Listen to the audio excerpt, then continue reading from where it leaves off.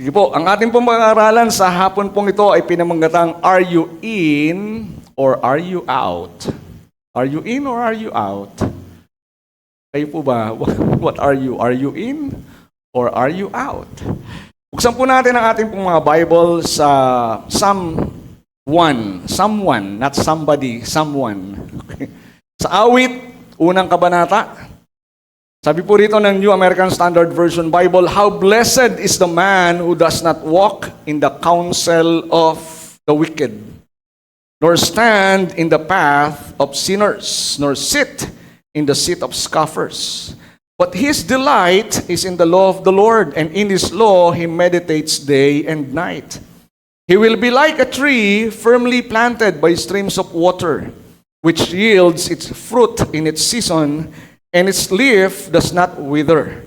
And in whatever he does, he prospers. Verse 4, The wicked are not so, for they are like chaff, which the wind drives away. Therefore the wicked will not stand in the judgment, nor sinners in the assembly of the righteous. For the Lord knows the way of the righteous, but the way of the wicked will perish. And the word of God will surely be blessed. Alam niyo po, katulad ng ating sinabi kanina, ating pong pag-aaralan, are you in or are you out? Are you in the world or are you in with God? Ano po ba kayo? Are you in with the world or are you in with God? In or where? No? In or out where? Now, it depends po where you want to belong. Saan po ba natin gustong mapabilang? Kasi whether we like it or not, every person wants to be loved, wants to be accepted, wants to be valued. We want to be included. We don't want to be out of place. Amen po? Kaya nga po, it's natural po for us to desire approval, affection, attention. Hindi po masama na maghanap na tayo po ay hanapin o tayo ay mahalin, tayo ay ibigin, ng ating mga pamilya, kaibigan, maybe teachers, maybe co-workers, maybe our peers, our friends. So it's not wrong to feel or to desire to be accepted, but it can also be dangerous. Nandyan pa po ba kayo? Sabi nga po ng Hebrews chapter 10 verse 24, it reminds us that relationship can encourage us towards love and good works. We need to understand that the right people can pull us closer to God, and the wrong people can pull us away from God. Ulitin ko po, the right people, yung mga tamang tao po, pwede po tayong hilahin ito palapit sa Diyos.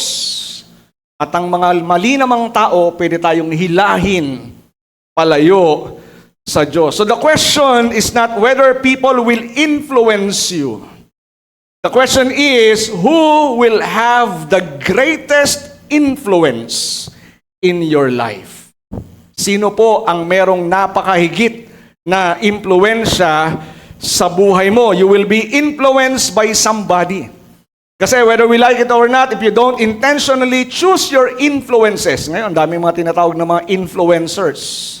And maybe you are following some of these influencers. I don't know why you are following them. You may have your reason why you are following them, and you are allowing them to influence you. Influence your mind, your values, your principles, and your conduct. You are allowing these people. Sabi nga po, if you don't intentionally choose your influences, your environment will choose it for you. Kaya nga lang po, dapat intentional tayo. Napiliin natin sino ang mag-iimpluwensya sa atin. Dito po sa Psalm 1, sa aklat po ng awit, sa unang kabanata, it presents us with two ways of living. God's ways or the world's way. Kaparaanan ng Diyos o kaparaanan ng mundo. And this particular psalm ultimately contrasts the way of the righteous against the way of the wicked. So the big question po for us this afternoon is, are you in with the crowd or are you in with Christ? Kanino po ba tayo gustong mapabilang? Gusto niyo po bang mapabilang sa crowd, sa karamihan ng tao, with the majority, with the trend, or you want to belong to Jesus Christ? Because being accepted by people sometimes can mean being rejected by God. Kaya nga ang tanong sa atin, mga kapatid, sino ba ang gusto nating tumanggap sa atin? Do we want acceptance or God's acceptance, rejection from people? Or we want to be accepted by people but rejected by God? Amen? That's our dilemma. Why? Because we are living in this world. And it's difficult not to be influenced as we live in this world. Are we here po? Diba sabi nga nila, imposible pag nahiga ka sa higaan ng mga aso, imposible hindi ka magkakuto. Meaning to say, imposible hindi ka ma-impluensyahan unless you protect yourself. That's why yung ating pong pag-aaralan, sabi nga rito, nang basahin natin muli, dito sa chapter ng Psalm 1, sabi ron, how blessed is the man who does not walk in the counsel of the wicked, nor stand in the path of sinners, nor sit in the seat of the scoffers. Paano po ba tayo makakapagdesisyon na kung saan tayo po ay dapat mapabilang sa Diyos? And so that we can protect ourselves from being influenced by mga BI. Ano yung BI? Bad influence. Kasi ang dami nila eh. Social media, maybe your friends, your co-workers. Diba? So, unang-una po, na gusto ko pong iwanan po sa atin, for us to protect ourselves from this, una, watch out for peer pressure. Watch out for peer pressure. What is peer pressure? Sabi nung isang definition na nakita ko, social pressure by members of one's peer group to take a certain action, adopt certain values, or otherwise conform in order to be accepted. In Tagalog, kayo na po bahala. Okay? Yung social pressure, yung pressure, peer pressure, yung bang pwedeng pumilit sa atin, mag-impluwensya sa atin, sa ugali natin, pag-iisip natin, pananalita natin. Di niyo po ba napapansin, yung taong lagi mong kasama, you have the same words. You have the same behavior. You have the same mindset. Sabi nga nila ba, birds with, yun lang, di ba? Birds with the same feather flock together. You cannot see an eagle with a chicken. Amen? Di mo pwede makita yung kalapate kasama niya pato. Right? Ang kalapate kasama niya kalapate. Ang maya kasama niya panya. Birds with a feather flocks together. So watch out for peer pressure. And pressure, it will pressure you in a certain way, to do certain things. Pressure to think in certain ways. Mag-isip, manalita, kumilos, pati tawa mo. Diba? Nai-influensya niya. Or pressure to compromise your principles based on the Word.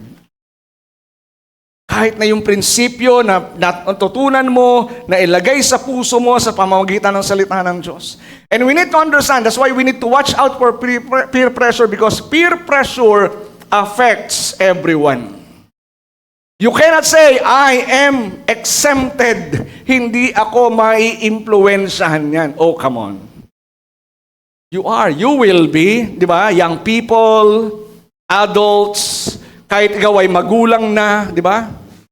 Professional ka man, ikaw man ay leader, even Christians, you can be influenced by your peers.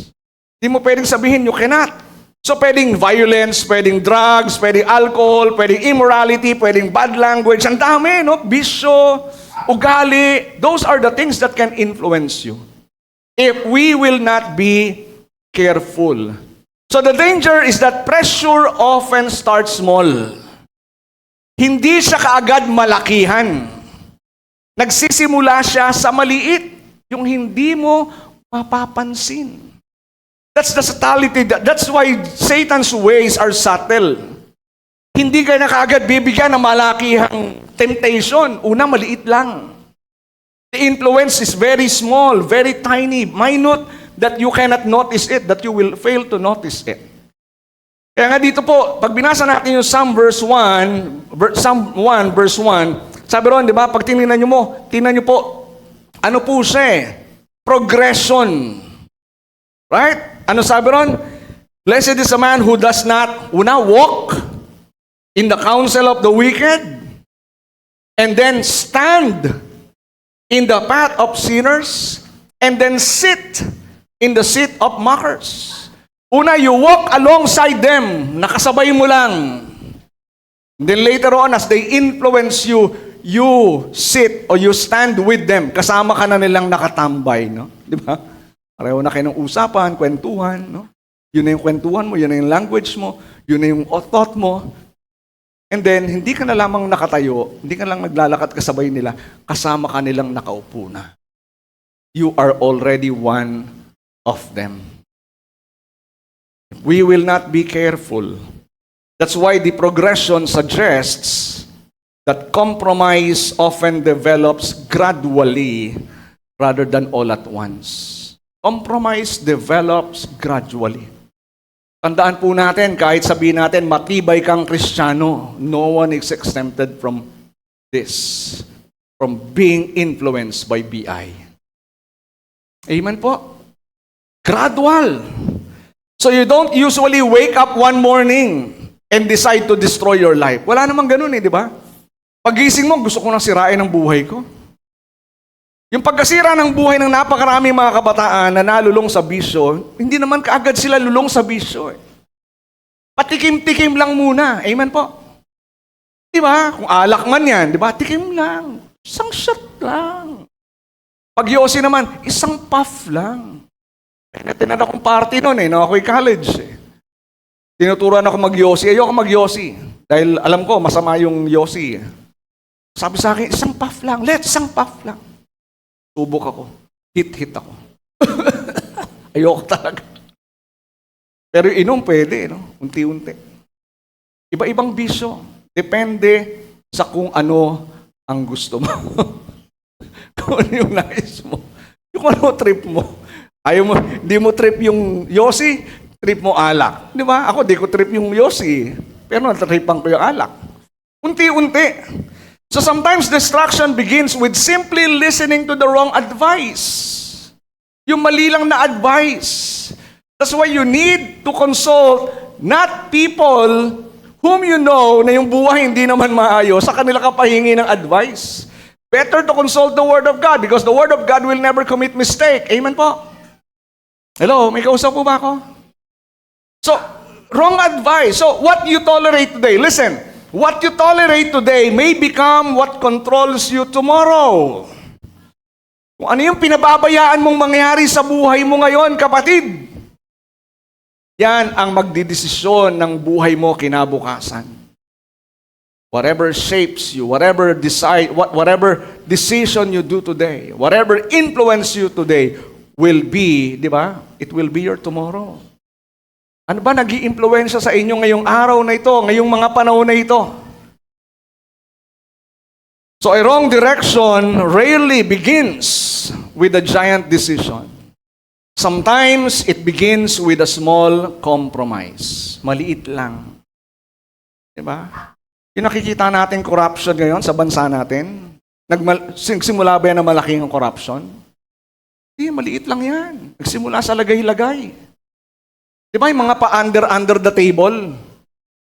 Huwag dyan, simple lang. Di ba? Come ngayon lang. Thank you po, thank you. Okay, di ba? Pasa-pasa lang.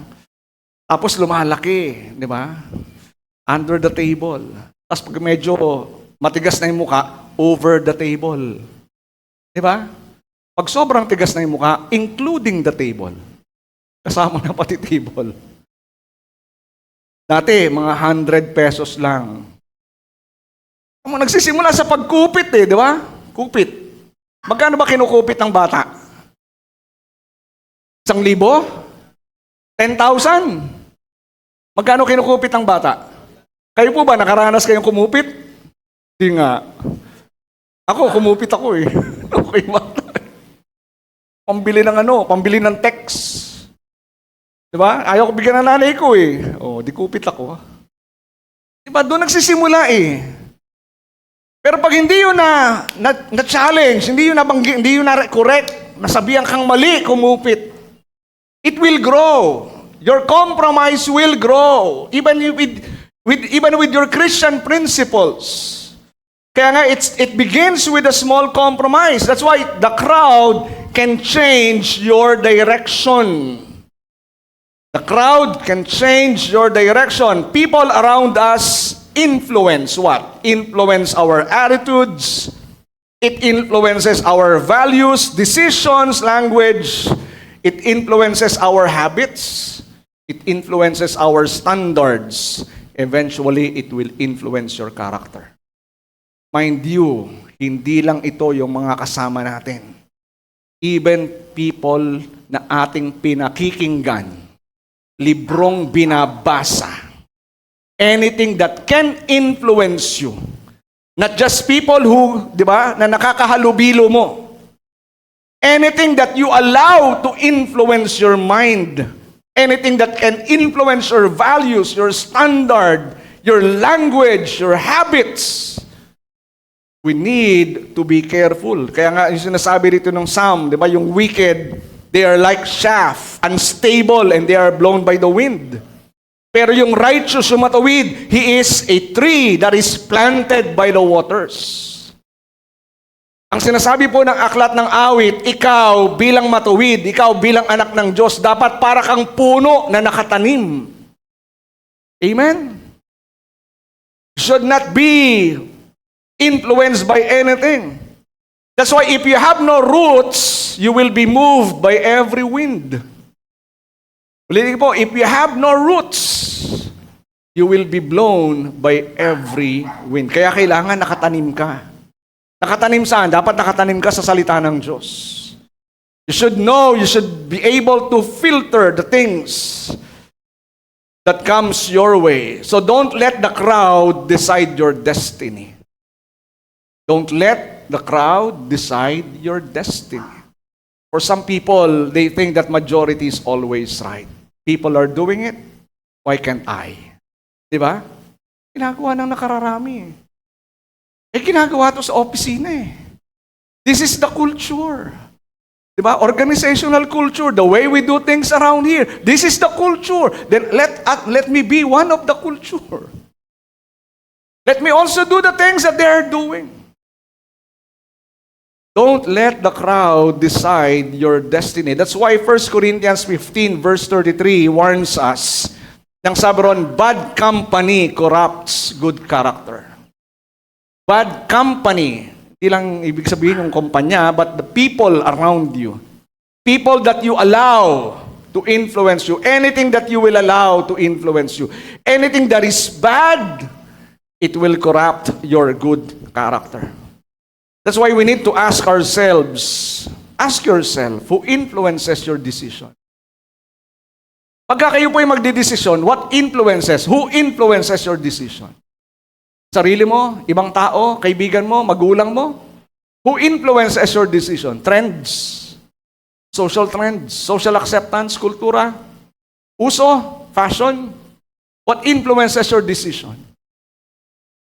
Okay, who influences your values?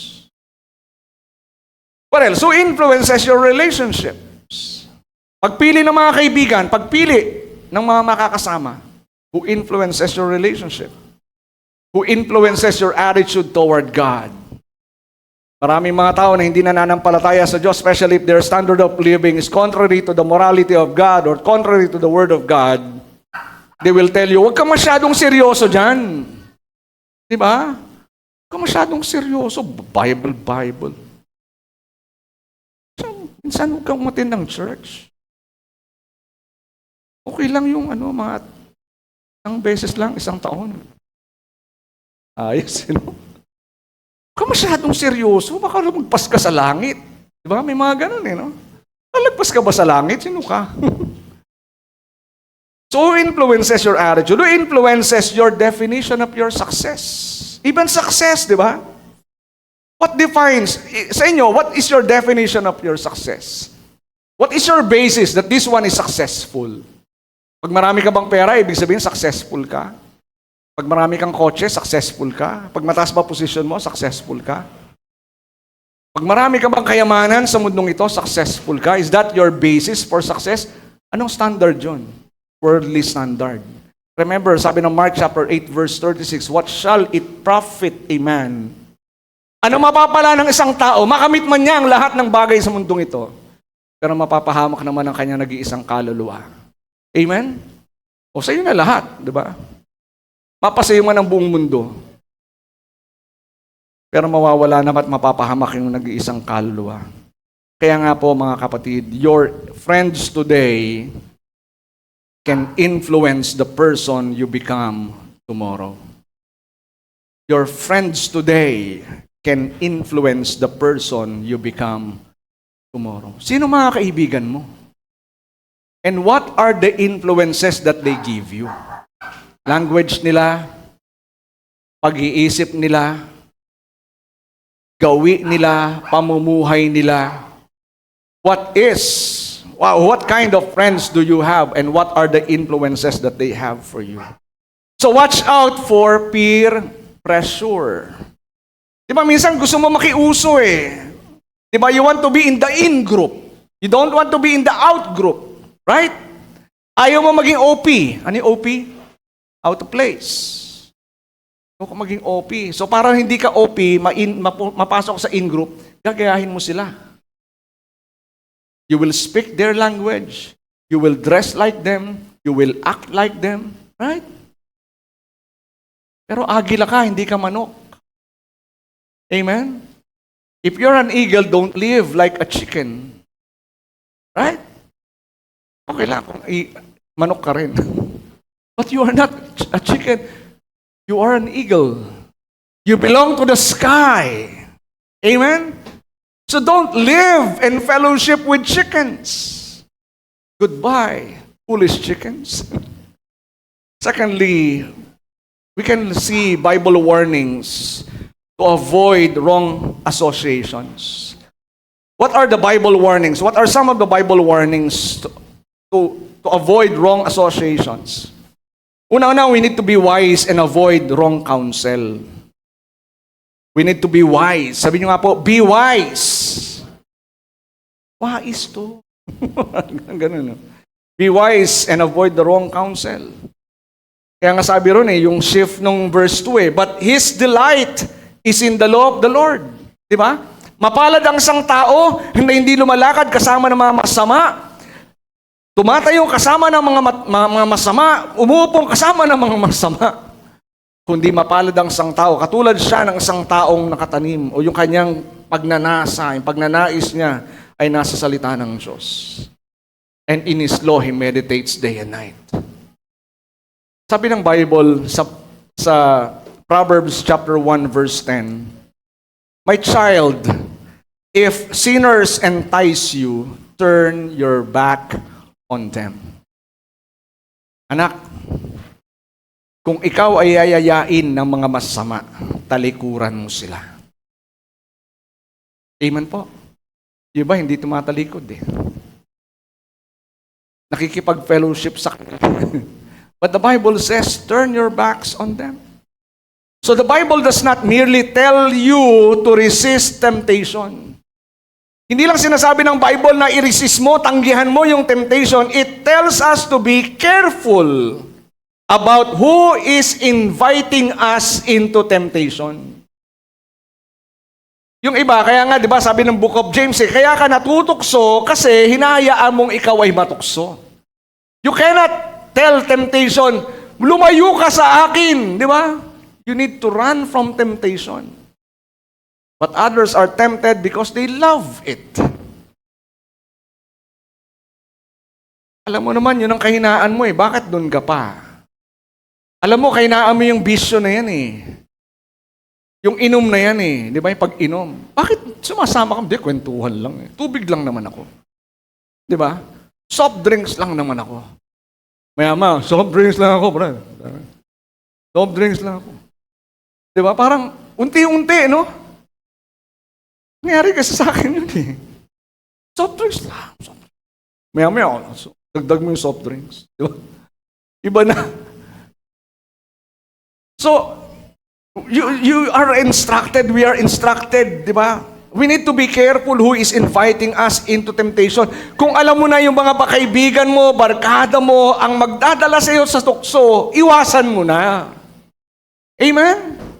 Okay lang naman makisama eh, wag lang makisama. Makisama, wag makisama. So choose your friends wisely. Choose your friends wisely. Muli sabi ng 1 Corinthians 15:33, bad company corrupts good character. Kung ikaw, sariwang kamatis, ang sinasamahan mo, mabulok na kamatis, later on, mabubulok ka rin. Amen?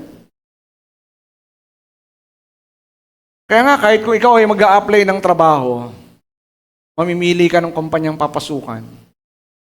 Kung alam mo, yung isang agency known for corruption, huwag ka nang pumasok. Babaguhin ko yung customs eh. Diba?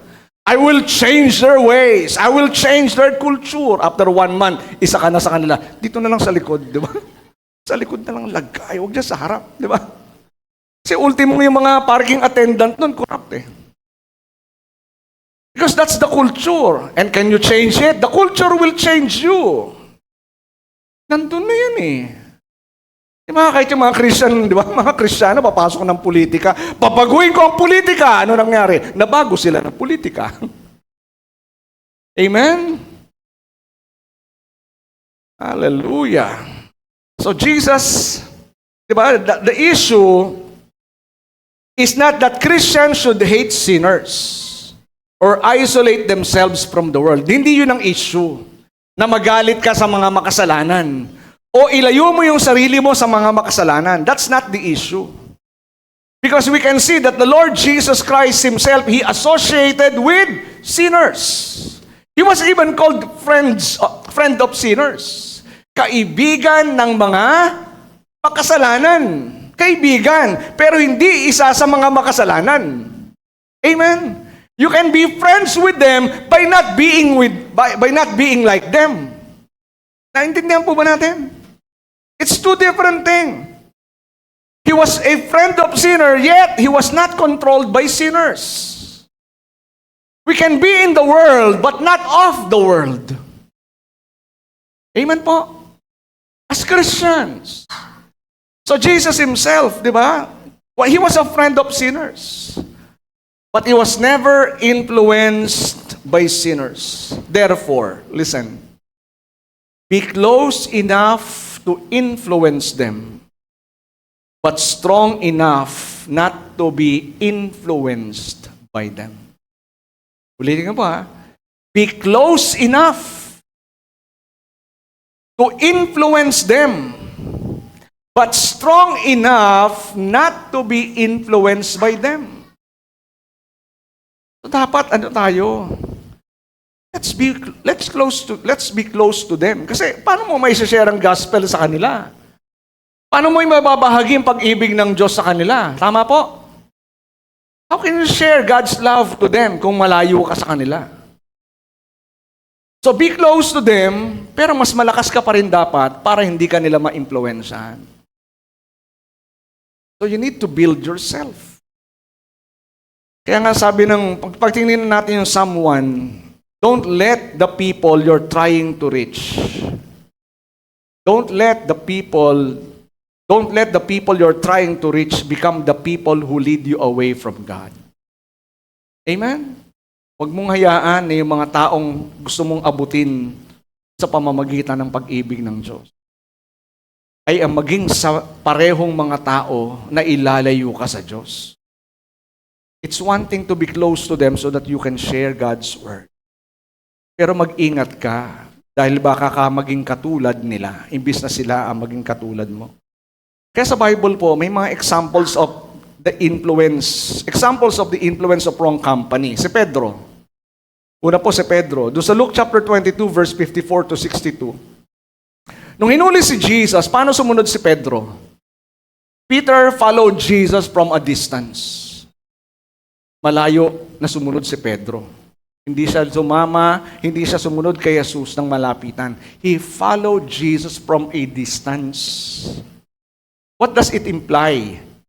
He doesn't want to be identified with Jesus. Amen? Layo eh. Pag tinanong, born again ka ba? Hindi. Hindi ako born again. Ganun sa inyo. Born again. Ating ka bang church? Hindi. Ano? Diba? Following Jesus from afar. And then what else? He found himself among the crowd. Ang mali ni Pedro, sumunod siya, napakalayo ni Jesus. Pangalawa, maya-maya nakita niya sarili niya, kasama na nung crowd. Yung nagpapainit. People who don't know Jesus. People who persecuted Jesus. He was one of them. Kaya nga, nung tanong niya, di ba, kasama ka ni Jesus of Nazareth? Hindi. Sabi ng isang servant girl, hindi, kasama kayo, nakita kita eh. Hindi nga ako kasama, di ko nga kilala yun eh. Tapos pangatlo, makita sa uli isang servant girl, hindi, sigurado ako, kasama ka ni Jesus. Hindi, nagsumumpa pa siya eh. Why is that? Kasi, di ba, ang layo niya sa Panginoon eh. If you move yourself, if you are far away from God, it's easy for you to deny who Jesus is. Amen. That's why we need to be closer to God. Ang lesson dito kay Pedro, the crowd can make you forget your convictions. The crowd can make you forget your convictions. Sino ba yung crowd na sinasamahan mo? Baka yung crowd na sinasamahan mo, walang pananampalataya sa Panginoon. Walang relasyon sa Diyos. At kasama ka pa nila. Instead of you influencing them, you are being influenced by them. So instead of you becoming light to them in their darkness, nawala na yung ilaw mo. And that's sad. So dito, si Pedro, he knew Jesus. Kilala niya si Jesus. Tama po ba? Peter knew Jesus. But in the wrong environment, sa maling mga kasama, mas nanaig ang takot kesa sa pananampalataya. If you are in a wrong crowd, it's easy to deny who Jesus is. Pedro. Another example, si Solomon. Sa 1 Kings, chapter 11, verse 1 to verse 6, si Solomon, nagsimula siya, di ba? Napakatalino eh. Napaka-humble. Tama po? Nung tinanong siya ng Diyos, anong gusto mo, Solomon? Ibibigay ko sa iyo lahat. Maging buhay ng mga kaaway mo. Ano hiling ni Solomon? Sige nga, Lord, bigay mo sa akin. Ganun ba? Hindi eh. Ano sabi ni Solomon? Panginoon, hindi ko kailangan niya. Kailangan ko lang po karunungan. Karunungan upang mapamahalaan ko ang iyong lipi, ang iyong taong pinili ng tama. Tama siya nagsimula. Pero later on in his life, wrong relationships eventually influenced his heart. How many wives and concubines Solomon had? Ilan po? 1,000. 700 wives, 300 concubines. 1,000 women. 1,000 different relationships with different religion. Si Solomon, di ba kahit siya yung kaya hindi nangangulugan. Hindi lahat ng napakatalinong tao, hindi nangangulugan, hindi sila mangmang o hindi sila magkakaroon ng pagkakamali. He was the wisest man, but he was also stupid. Amen? Hello? He made the wrong decision. Nandito po ba tayo? Dinala ng mga asawa niya, na-influensya ng mga asawa niya yung puso niya eh. At nailayo siya sa Diyos. To the point na gumawa na siya ng mga iba't ibang Diyos-Diyosan sa buong Jerusalem. Wrong relationships influence his heart. Wrong relationship, mga kapatid, can influence you. So, hindi lang pag sinabing wrong relationship, di natin pinag-uusapan dito, jowa lang ha, kaibigan, di ba, co-workers, associates. So ang lesson dito kay Solomon, di ba, a strong beginning does not guarantee a strong ending if you stop guarding your heart.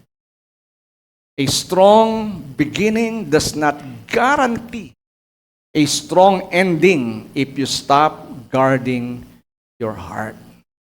That's why yung Proverbs chapter 4 verse 23, napakalinaw. Ang sabi ron, guard your heart above all else. Bantayan mo ang puso mo higit sa lahat. For out of it comes the issues of. Bantayan mo ang puso mo. Because the moment your heart is influenced, it can be swayed to the left or to the right. Whatever influences your heart. Amen? Guard your heart. Sabi mo nga sa katabi mo, guard your heart. Sa katabi, guard your heart. Sa taas, ay hindi pwede sa taas. Sa tabi lang pala. May example ba ng good influence? Yes. Examples of people who stood alone. Kahit mag-isa lang. They stood alone and they made a difference. Si Joseph. Kilala niyo si Joseph? Hello? Diyan pa po ba kayo? Kilala niyo si Joseph? Kilala ko rin. Kilala nating lahat. Si Joseph sa Genesis 39 verse 6 to verse 23, tingnan niyo pa, Joseph stood alone when tempted. Diba, araw-araw sinasabi sa kanya ni Mrs. Potiphar, Joseph, halika na. Every day. Joseph. He was being tempted. Wala si Pharaoh, wala si Potiphar. Tayong dalawa lang nandito. Ano sabi ni Joseph? My master entrusted everything to me except you because you are his wife. How can I commit this great sin and commit a sin against God? Walang nakakakita, but he stood alone in temptation. Amen? No fanfare. No witnesses. Hindi para pa-impress lang. Di ba? Walang nakakita eh. Wala. Di ba? Pwedeng sabihin ni Joseph, nobody will know. Di ba? Wala naman makakaalam. Siguro yung sinasabi ni Mrs. Potiphar, wala makakaalam. Ang dalawa lang. Di ba? Or, pwede sabihin ni Mrs. Potiphar, nangyari na yan before eh. Marami na ako na biktima, ikaw ba hindi pa? Or in other setting, di ba, everyone is doing it. Pwede rin sabihin ng ibang tao, I am only young. Bata pa ako, di ba? Bata pa ako. Meron akong dahilan. Di ba, pag nag-compromise ka, God will understand. Di ba? Maunawahan naman ng Diyos. Pero si Joseph, instead of pleasure, he chose righteousness. Instead of pleasure, he chose purity. Amen? When you are in a place of temptation, and sin was very much present, and when you look around, no one is looking. Minsan nagkakamali tayo eh. You look on the left, you look on the right, you look behind you. Ano namang nakakakita? You forget to look up. Diyos pala nakakakita. That's our mistake. And most of the times we did. We compromised. Amen? Sino ba hindi nag-compromise? But we need to choose purity over pleasure. His question was not, what will people think of me? Hindi yun ang tanong niya eh. Ano na isipin ng mga tao tungkol sa akin? Wala nga tao eh, silang dalawa lang eh. Nandito po ba tayo?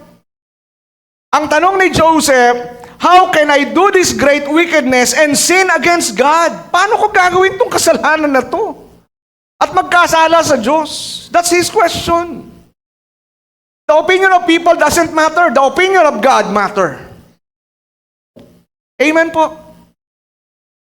So that's the example of Joseph. What about si Timothy? Sa 1 Timothy chapter 4 verse 12, sabi ni Paul kay Timothy, Timothy, don't let anyone think less of you because you are young, but be an example in love, in purity. Di po ba? Yun ang sinabi kay Timothy. And Timothy followed that. Because if you know church history, Timothy died as a martyr. Hindi nga siya nag-asawa eh. Timothy was young. Pero hindi niya ginamit yung kanyang edad bilang excuse na magkamali at magkasala. Amen? Iba kasi, bata pa naman ako, pwede pa akong, di ba? Saan ginagamit yung edad? But he became an example in speech, in conduct, in love, in faith, and in purity. So listen, you don't have to be old to stand for God. You only have to be convicted or convinced. Amen?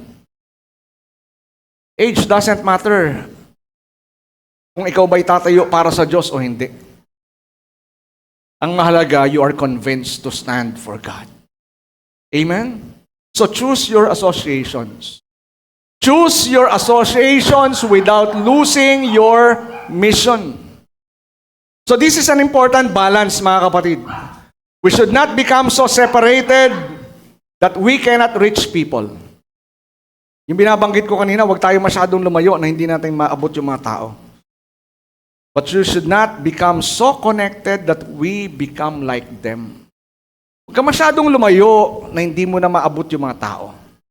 Pero huwag ka naman masyadong sobrang lapit. Di po ba? Na naging katulad ka na nila. It's easy. You know, our normal tendency is to be influenced by negative things. Hello? Di ba? Yun ang normal natin eh. Yun ang default natin bilang mga tao ay. Because we have a fallen nature. Andito po ba tayo? Yun ang default natin bilang mga tao. Pag tayo ay niyakag tungo sa kamalian, usually doon yung leaning natin eh. Tingnan niyo po, subukan yung yayain yung mga office mate nyo, kaibigan nyo. Yayain nyo sa church. Ang daming dahilan yan, di ba? May lakad ako, may lagnat ako, masakit kuko ko. Diba? Masakit ipin ko, daming dahilan. Diba? Naubusan dahilan. Yakagin mo sa inuman yan. Nauna pa. Andun na, di ka pa dumarating, di ba? Yakagin mo sa lakaran, pasyalan, gimmick, di ba? Nandun na, no? Hanggang mo naman, excited ako eh. Di ba? That's our leading. So choose your association, but without losing your mission. So we are called to be in the world without being of the world. That's our mission. We are in the world. Right now, we are in the world. Amen? Tama po ba? Nasa mundo tayo eh. Pero hindi tayo kabilang sa mundong ito. Hindi ka kaisa sa mundong ito. Kaya nga po, hindi tayo tinawag ng Panginoon to disappear from the world. Jesus did not call you to disappear from the world. He called you to be light in this world. Maging liwanag ka sa mundong ito. So that people who are in darkness, you can guide them out of darkness into God's marvelous light. Kaya kung ikaw Kristiyano ka, dapat nagliliwanag ka. Huwag mong sayangin yung liwanag ng Panginoong Yesus sa buhay mo. Kaya nga sabi ng Panginoon, di ba? Yung ilaw, hindi yan nilalagay sa ilalim ng upuan. Nilalagay yan sa ibabaw para maliwanagan ng lahat. Lastly, dare to be different. Dare to be right. Sabi niyo nga po, dare to be different. Dare to be right. Kaya nga po, it is easy to stand in the crowd. Di po ba? It's so easy to stand with the crowd. Yung kasama mo yung maraming tao, it's so easy to stand with them. Kung ano yung marami, dun gusto ng mga tao, dun sila. Kapareho rin sila. It's not easy to stand alone. Let's say, kayo yung nakakarami. Di ba? Mas madali sumama sa nakakarami. Kesa yung nakakarami, tapos ikaw lang mag-isa rito, wawa ka naman. Di ba? Parang, wawa, nag-iisa lang siya doon. No? Di ba? But it doesn't mean that if you're alone, and they are the majority, they are right. Amen? So the crowd says, ano ba sinasabi ng crowd? Everybody is doing it. Gawin mo na. Ginagawa naman ng lahat eh. Di ba? Everybody is doing it. Ano pa sinasabi ng crowd? It's normal. Pag hindi mo ginawa, abnormal ka.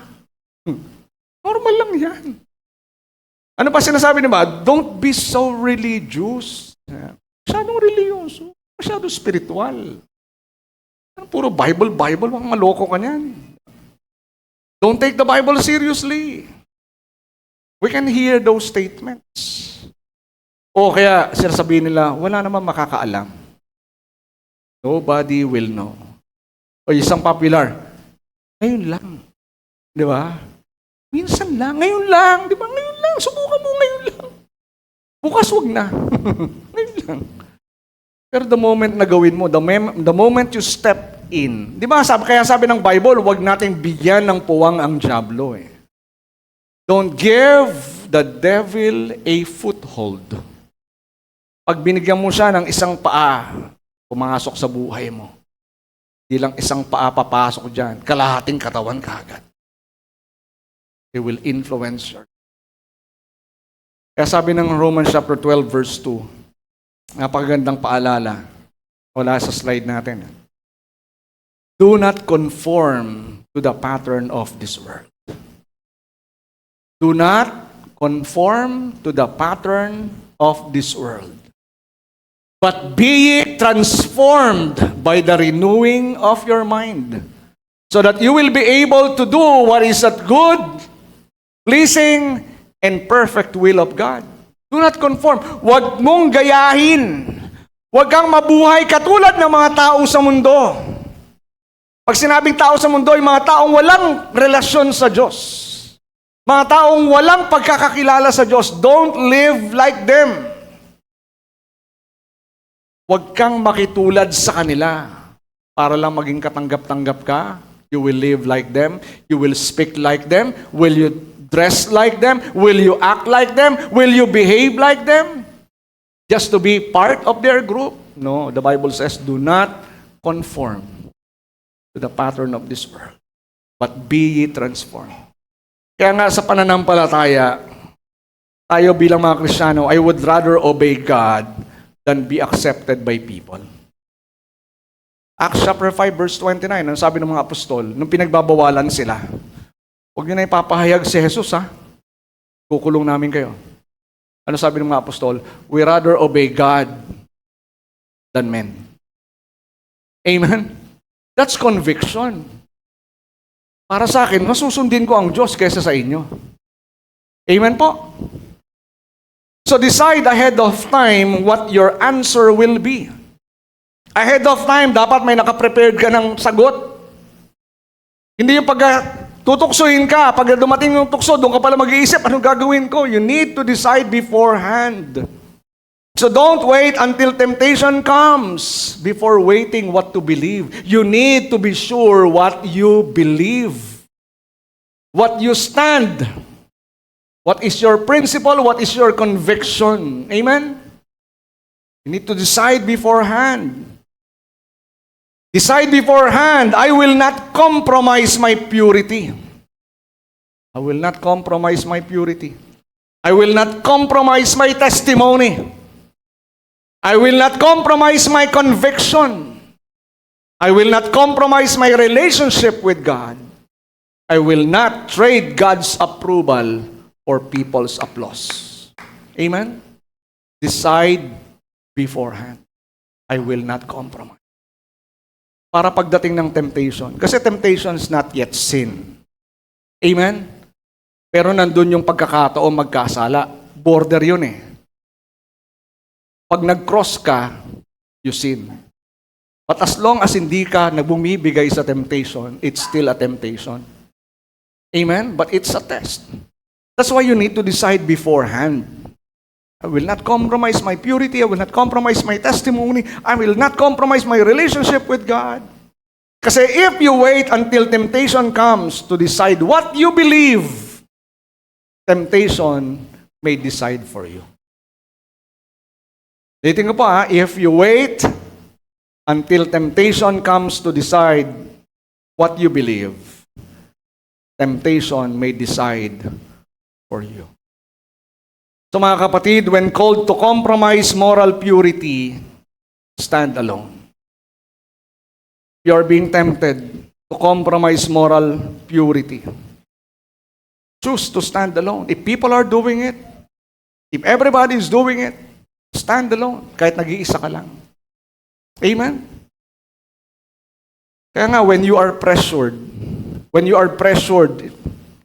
to enter illicit relationship, immorality, modesty, pornography, wrong relationships, when you are tempted or pressured to compromise your biblical standards, choose to stand for your convictions. Amen? Ulitin ko po, hindi lang ito sa mga bata, lahat tayo. We can be pressured by all these influences. Remember Joseph. He chose purity over pleasure. Amen? He chose purity over pleasure. He chose character over convenience. And he chose God over the crowd. Kahit napahamak siya, nakulong siya. But at least in his heart, he knew that he make a right decision. He may not please the crowd, but he knew that he pleased God, and that is important. Pleasing God is more important. So it is better to lose relationship. Di po ba? It is better to lose relationship with people than to lose relationship with God. Amen. Sometimes people will choose to preserve relationships with people to the point of compromising or leaving their relationship with God. Ang dami ng ganun nangyari eh. I've known people who abandon their relationship with God for the sake of relationship with other people or with other things. Tandaan po natin, your relationship with God matters. It is very important.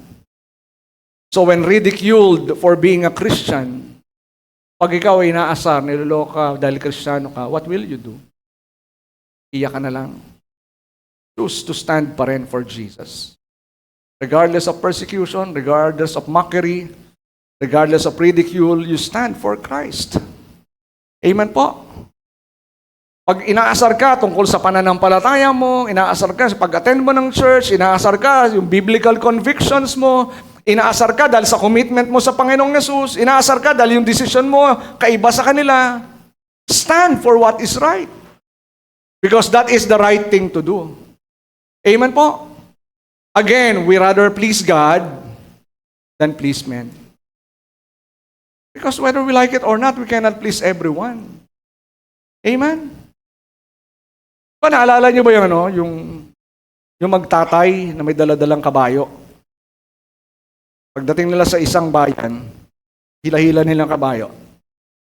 Sabi ng mga tao, tingnan mo ito magtatay nito, may kabayo naman sila. Hindi nila ginamit, ayaw nila sakyan. Pagdating sa pangalawang bayan, nakasakay na yung tatay. Yung bata, may daladalang kabayo. Sabi ng mga tao, tingnan mo itong batang ito. Lakas-lakas eh. Ay sabi, tingnan mo itong tatay na to. Is na siya dapat nagsasakripisyo para sa anak niya eh. Dapat yung anak niya yung nakasakay sa kabayo, siya yung nagsasakripisyo eh. Narinig nila. Pangatlong bayan, yung bata na yung nakasakay, yung tatay yung naglalakad. Sabi ng mga tao, tingnan mo to. Yung batang to, lakas-lakas eh. Tapos hinayaan pa niya yung tatay niya, matanda na eh. Siya pa yung naglalakad. Pang-apat na bayan, karga na nila yung kabayo. Karga na nila yung kabayo. Ibig sabihin, huwag tayong pa-impluensya sa mga taong. Diba? We cannot please everyone. Amen? Kahit being a leader, diba? In leadership, you cannot please everyone. If you want to please everybody, sell ice cream, sabi nga nila. Kung gusto mo matawa lahat, magbenta ka na lang ng ice cream.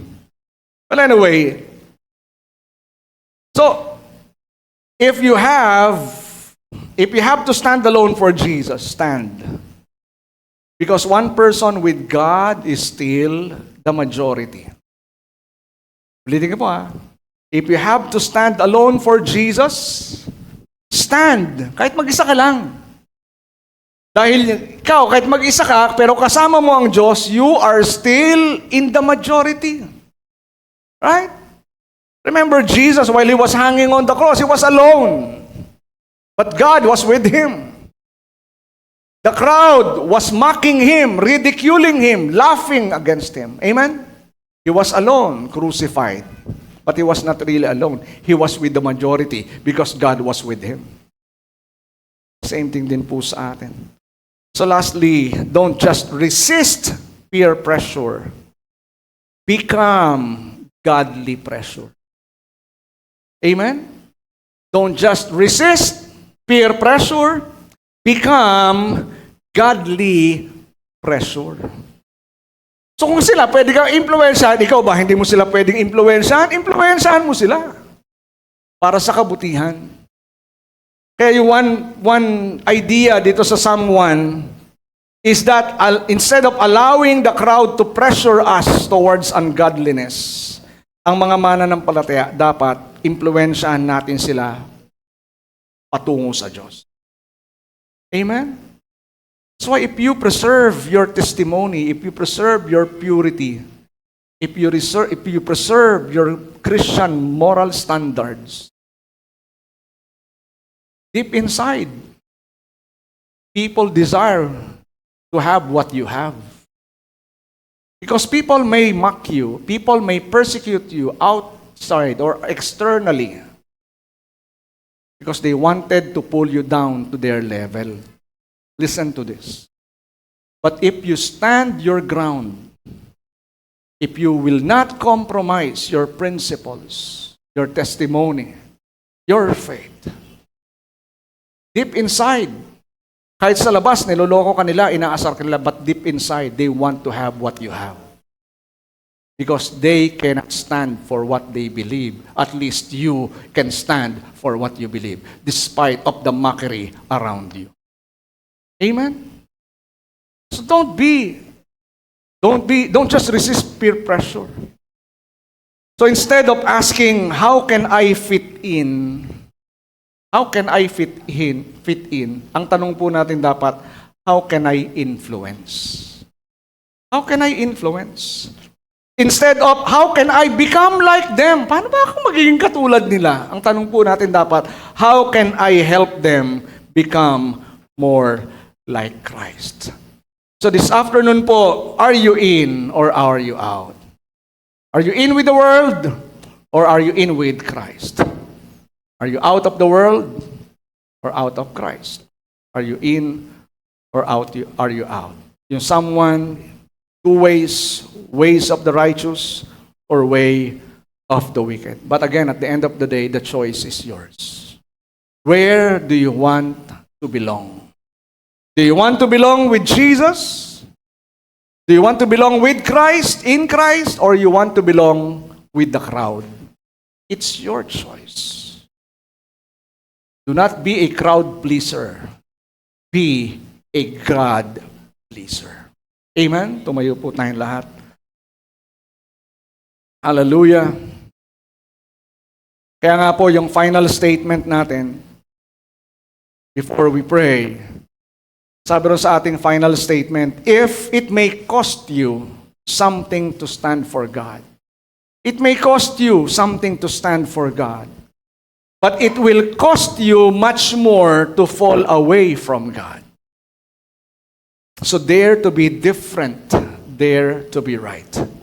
Dare to stand alone, because when you stand with Christ, you are never truly alone. Amen? So we come to the Lord this afternoon, challenge you. Una, let's assess ourselves. What is influencing your life? Is it God influencing your life? Is it His Word influencing your life? Because whatever we allow to influence us, that will influence our language, our habits, our values, and our lifestyle. Kaya po sa hapong pong ito, let's decide to belong to Jesus. Wala mang sumama sa atin, but we will still be for Jesus. Kung sa opisina, ikaw lang ay nag-iisang Kristiyano, decide to stand for Jesus. Kahit mag-isa ka lang. Kung sa mga kaibigan mo, ikaw lang yung Christian, stand for Jesus. Kung sa bahay mo, ikaw lang, bahay nyo, pamilya nyo, ikaw lang ang Kristiyano, choose to stand for Jesus. Wherever you are, even in this world, choose to belong to Jesus. Kahit walang sumama sa amin, Panginoon, susunod pa rin kami. We may be alone, but we will still stand for you, Lord. This is what we decided. Ito po, Panginoon, ang aming napagdesisyonan. Ito po ang aming pinili. Hindi tumayong kasama ng nakararami. Hindi hanapin ang palakpak ng mga tao. Hindi hanapin ang pagtanggap ng mga tao. Hindi hanapin ang atensyon ng mga tao.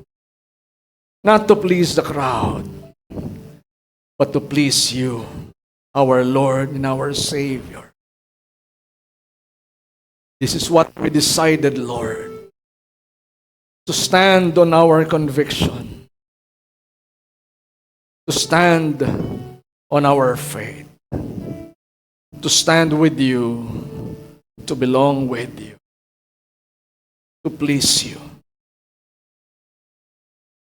to let go of pleasure and hold on to purity, to let go of convenience, to hold on to conviction, to let go of compromise and hold on to commitment. We have decided to follow Jesus. Lord, tulungan mo ang bawat isa po sa amin.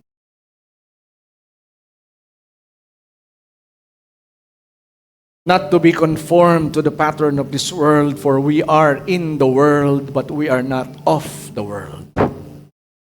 Hindi kami kabilang sa mundong ito, bagamat kami ay nabubuhay sa mundong ito.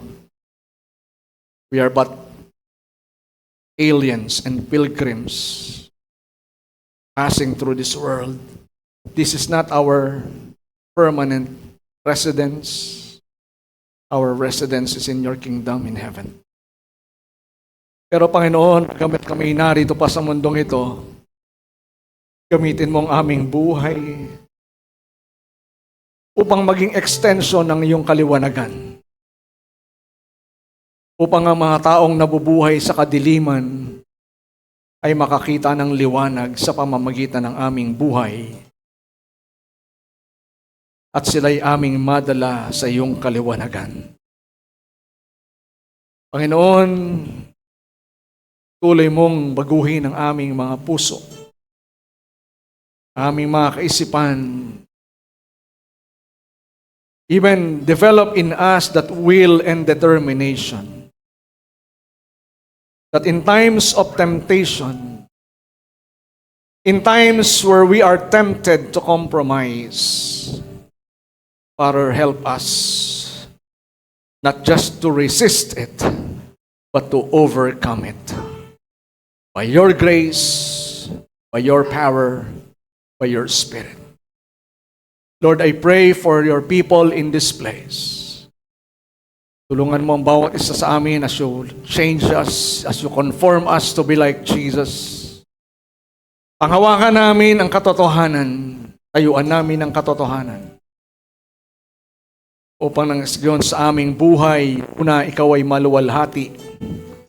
At sa pamamagitan ng aming buhay, madala namin ang aming mga mahal sa buhay, kaibigan, mga aming mga nakakasalamuha palapit sa iyo. Upang makilala ka rin nila bilang kanilang Panginoon at tagapagligtas. Help us to preserve our testimony. Help us to preserve our commitment. Help us to preserve our purity and even holiness in the sight of God. Salamat po, Panginoon. Sa iyo ko po pinagkakatiwala ang buhay ng iyong anak. Strengthen them. Strengthen them and uphold them, Lord, with your righteous right hand. So that whenever the enemy will try to lure them, tempt them to fall into temptation and sin, through your Spirit, through your power, they will be able to overcome. And they will stand their ground because you are able to make them stand. You are able, Father, to preserve your people. You are able to protect them. Salamat po, Panginoon. Salamat. Sa iyo ko po pinagkakatiwala ang iyong mga anak. And even I pray, Panginoon, ano man ang kanilang pangangailangan, ano man ang kanilang mga problema, pagsubok, dakilang Diyos, ayon sa iyong mayamang biyaya sa kalangitan, ipagkaloob mo ang kanilang pangangailangan. Tugunin mo po ang kanilang mga panalangin. Pagalingin ang sinumang may karamdaman. Palakasin ang aming mga katawan. Palayain kami sa anumang tanikala ng bisyo at kasalanan at mabuhay ng isang uri ng buhay na makapagbibigay ng karangalan at papuri sa iyong dakilang pangalan. Ama, salamat po. Continue to remind us through your word and let your name be glorified in our lives. Sa iyo at tanging sa iyo namin binabalik ang lahat ng karangalan, lahat ng papuri. Ito po ang aming sama-samang panalangin sa pangalan ng aming Panginoong Hesus. Ang lahat po ay magsabi ng Amen, Amen, Amen. God bless you po. Magandang hapon po sa ating lahat.